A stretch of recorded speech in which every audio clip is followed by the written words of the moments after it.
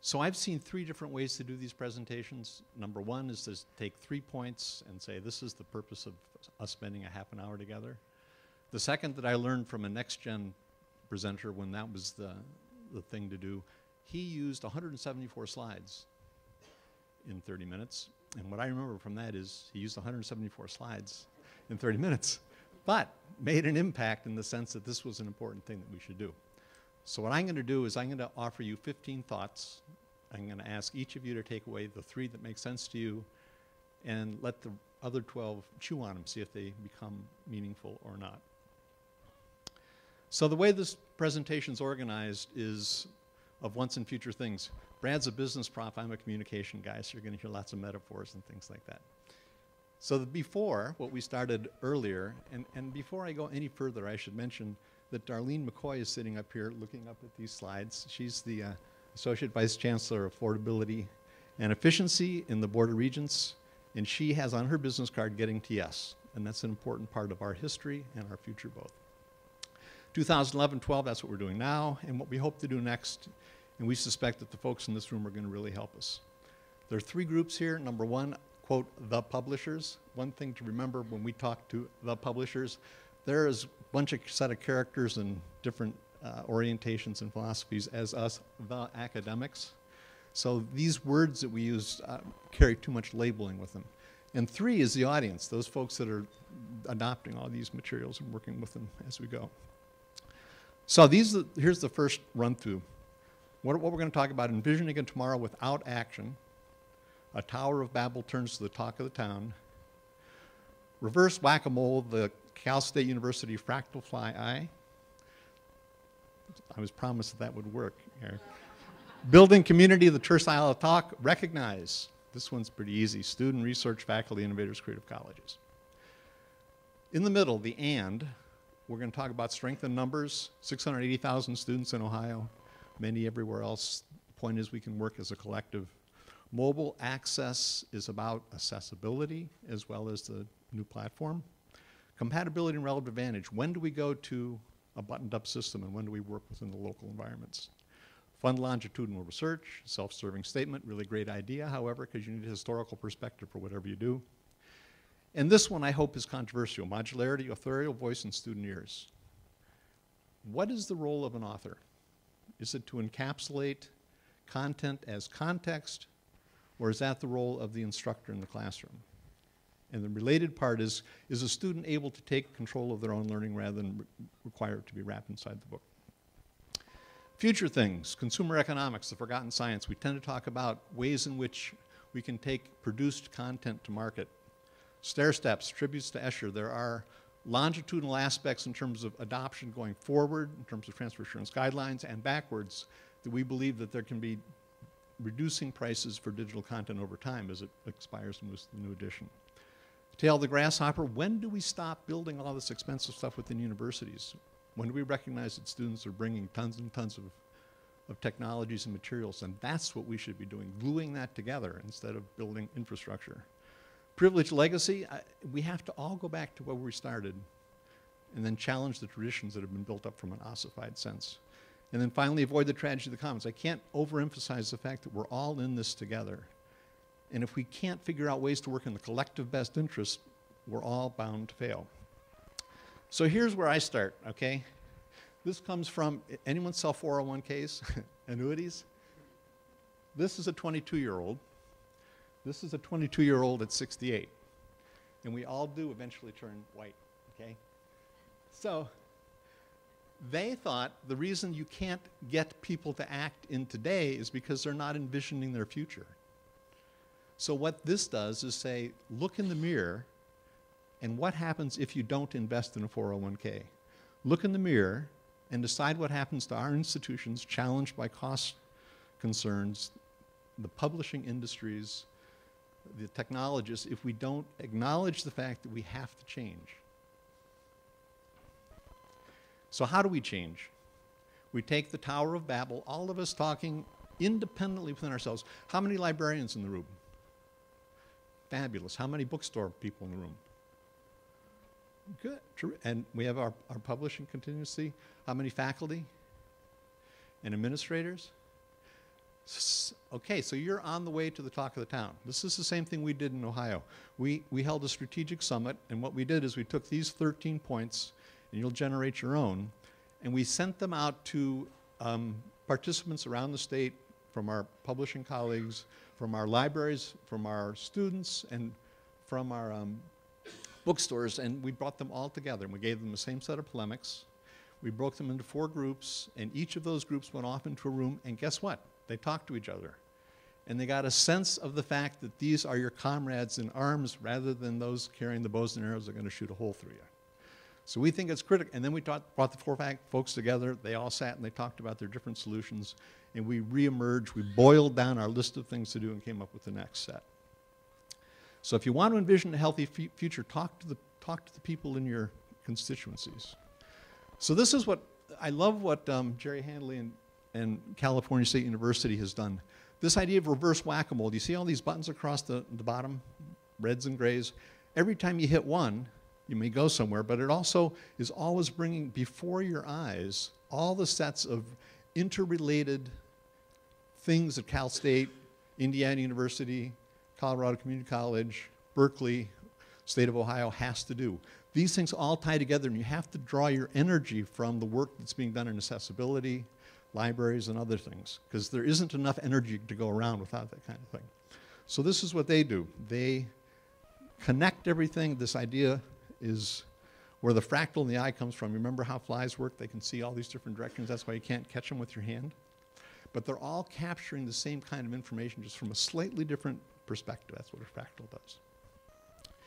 Building Community Digital Planners Workshop. This is a terrific way for your faculty to come up with approaches. We did this 2 years ago. We're doing it again this spring. We invite visitors and participants in this. In essence, we brought our 5 publishing partners at the time together, and we said, if we give you 4 hours with faculty who are leaders in the digital realm, will you talk to them in a way that helps them understand the possibilities without making it a sales presentation? So in the morning, those who were using the works of Cengage, they would go to the Cengage presentation to hear what was brand new for Cengage. And then in the afternoon, they would pick one of the other 4 competitors. So there was reasons for everybody to participate. What are you doing now? How can we do better with that? What are the alternatives out here that we might consider? And our publishing partners had a rationale for participating as well. So this is a useful thing to do, to bring people together in this competitive discourse collaborative inquiry model. And this is what happens. We were talking over here at the presenters table. Which of these represents your organization? Many of our consortia start here. This is just Rockus and Fowler, who are from MIT. And which one do you think brings about change the quickest? It's not a trick question. It's the interrelated set of gears down here, where number one, you've got these tight molecular couplings of the campuses, and you've got the weak links where individuals who represent these peripheries go and talk to other people. And so that action occurs in the cluster, communication to drive action occurs at the periphery. Just Rockus and Fowler. Third level out is where change happens. Fabulous stuff about how to give up smoking, how to do all kinds of things you'd rather not be doing, and also how to do some of the things you'd really like to do. And this is key. You'll see that the bold people who were with me at the last ELI annual meeting are technologists, faculty, and students. These are the folks that have invested in bringing about change, and you have to find ways to allow that contribution to their own environment to be recognized. So we recognize our partners in these kinds of processes by bringing them to conferences when we're able to. We had a faculty innovator program where we selected 10 folks around the state to receive $1,000 for contributing to this kind of area. And we have what we call innovation honoraria within our current models that pay $3,000 to faculty members who are contributing to particular projects we're involved with. What are we doing now? Strength number, mobile accessibility, compatibility and relative advantage, fund institutional research, modularity, authorial voice, and student. How are we doing time? Years. So this is the Ohio Digital Bookshelf. It is about, our biggest course taught in the state is Introduction to Psychology. 70,000 students took it in 2010. These schools agreed to make available to their students a set of choices in psychology. 49,564 students had access to this page. So the faculty chose the book. This was our mantra and continues to be one of our mantra. Faculty autonomy, student choice. Brad referred to this. This notion of print is important to go along with digital. But at this point, the strength of this model was we had easy buy-in because we represented 27 books. The downside of the model is we did not measure the results of what we did.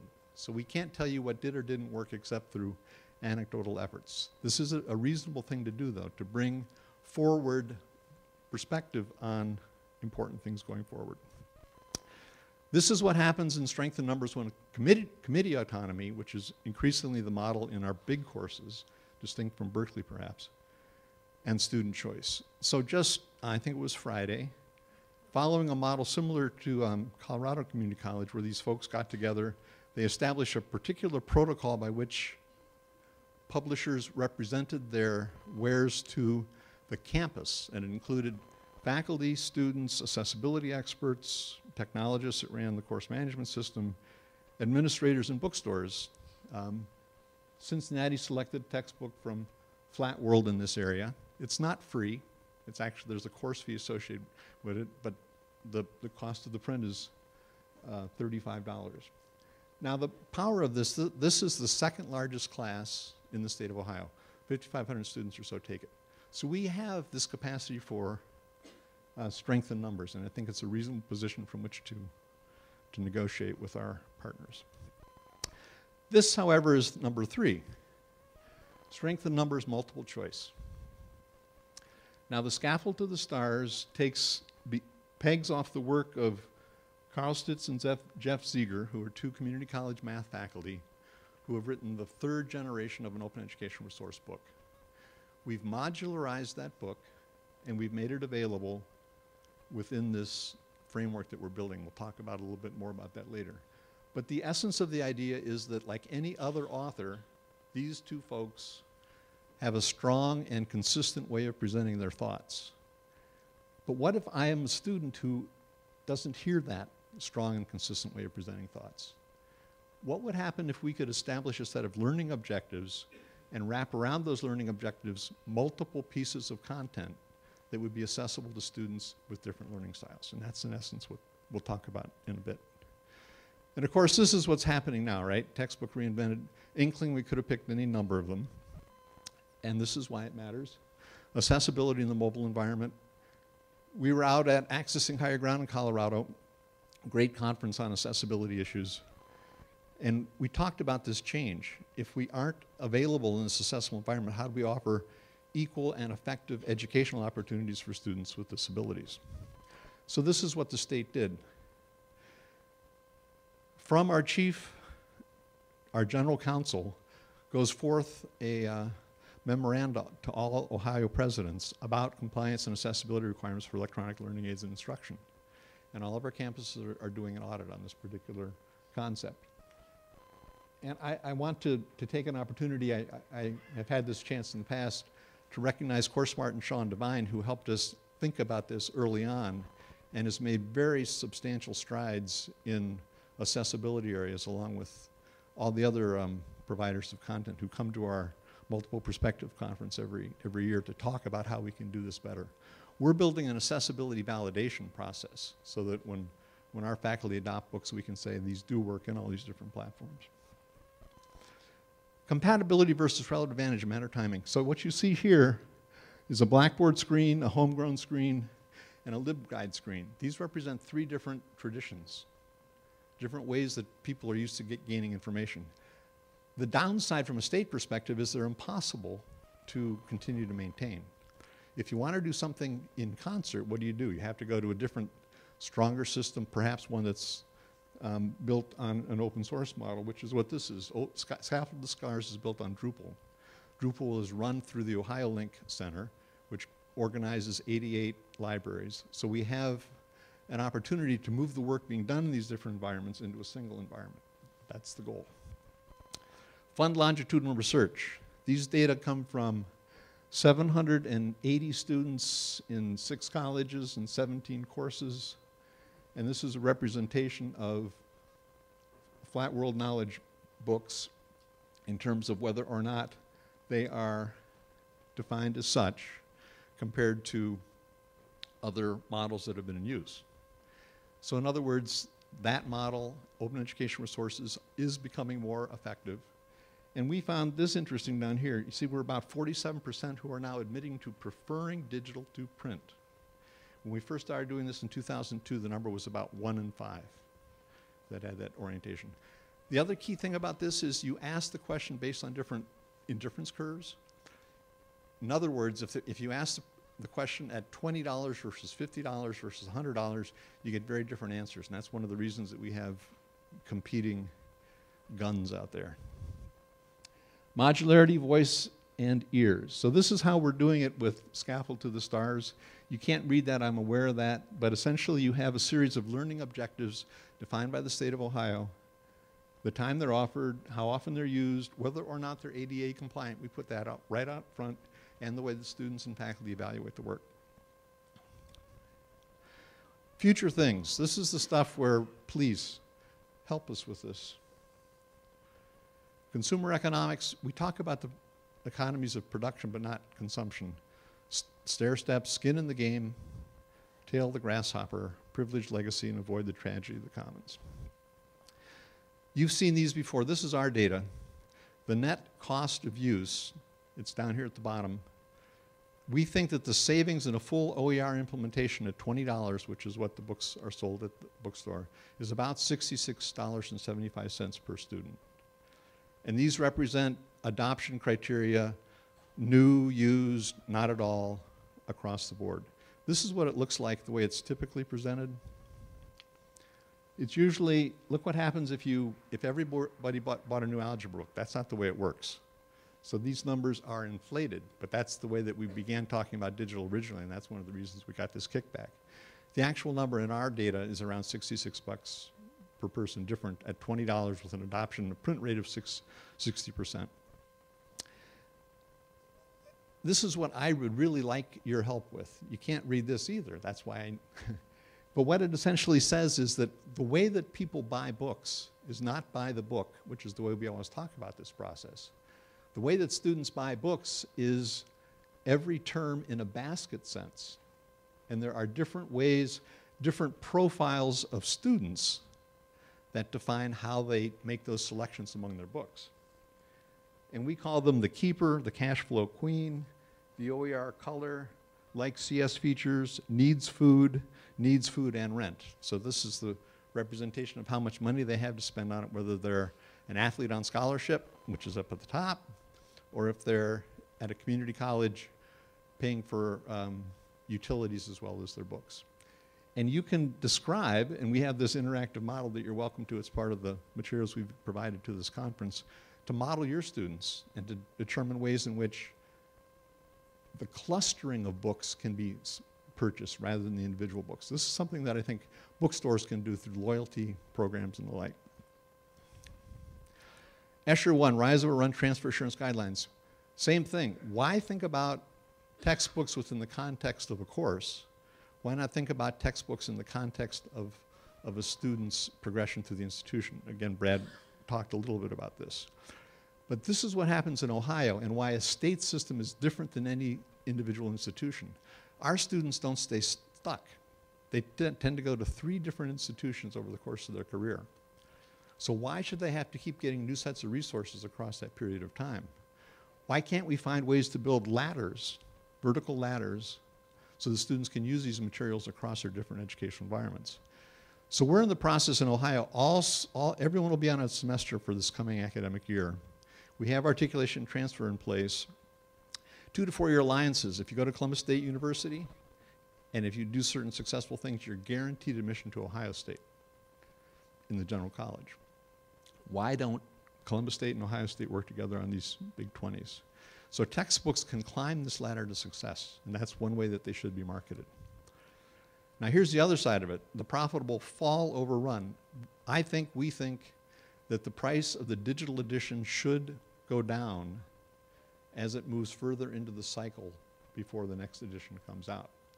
And our numbers think that 62, 67, 70% of list is an appropriate set of price points for these materials. And this data comes from a big summer course at Ohio State University, 1,500 students, and the number that we're purchasing new, 2%. So I think that the publishing, those who are reimbursed for new access should pay attention to this, and the break-even point goes way up. It's easy to hit those numbers if you just drop that license price over time. Skin in the game, pay for success. Why do we take the third week as the point at which we decide a license? Why don't we take the end of the term?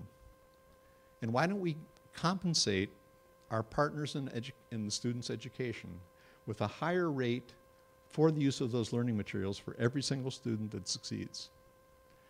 And why don't we pay less for every single student that does not? There is no single reason why students succeed or not, but we're all, again, in this game together. And if we can simply find the business logic to pay for the student's success, compensate everyone that puts something into this process appropriately for that success, that's what we should all do. And this we talked about briefly. Look at all the things. It was when, the mid-90s or something, Ohio State had just rolled out this terrific fiber optic telephone network in all the dorms. Here comes the cell phones, right? And before we abandoned that wonderful idea, we were losing $2 million a year on telephone service. Same thing is always happening in this churn of educational innovation. I think you can make a strong argument for content management systems over course management systems. I think you'll begin to see a continuing argument for tablets over computer labs. And I think where we should be focusing our efforts and time is on security and privacy in a brought-to world, rather than building out the infrastructures that we provide our students for 4, 6, 8 hours out of their day, and then ask them to replicate it yet again in their home environments. And when I think about this over the length of time that many of us have been thinking about this, all of our legacies are fabulous places to have come from. I think that we grew from noble and enduring institutions. And I think we've gotten away from that legacy. I think we're falling into traditions of doing things in conventional ways that have to change. And I'll just pick on the librarians that I'm now an honorary member of with my OhioLink affiliation. Boo. So that's where librarians all are. You know Chris Anderson, who's got this long tail hypothesis? What librarians love to do is to find and support the specific needs of those individual researchers who live way out here. And that's a fabulous and important and critical thing. And you know what's really hard to get librarians to get interested in? Is the licensing, curating, and distribution of digital textbooks. But that's obviously, in my limited view, a great place to go, because they've got all this terrific expertise in all these areas. And it would be a tremendous service to their constituency if they were to spend time with this. And all of these other roles, I think, are worth reflecting on. This is where we came from. How do we get away from that, and how do we get back? So last words from the students. Our professors need to consider textbook costs when selecting course materials. If less costly learning materials of equal quality, emphasis, have entered the marketplace, why should students pay more? This is done by the psychology honorary students. There were 13 of them, and they did a year-long study of digital textbooks. And their conclusion is, we've been there, we felt this stuff, and we project that students will gravitate towards a digital learning environment in the future. Thank you very much.